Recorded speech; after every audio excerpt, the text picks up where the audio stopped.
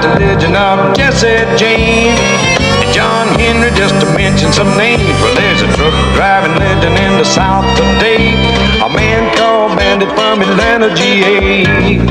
Ever give Jam knows his name.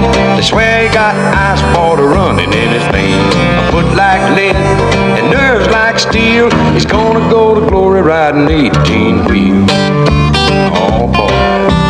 He left Atlanta back in '63, hauling him a load up to Tennessee. He hit Mount Eagle in a driving rain, so hard he couldn't even see the passing lane. Well, he started down the grade when he lost a gear. He hit them brakes, found he had no air.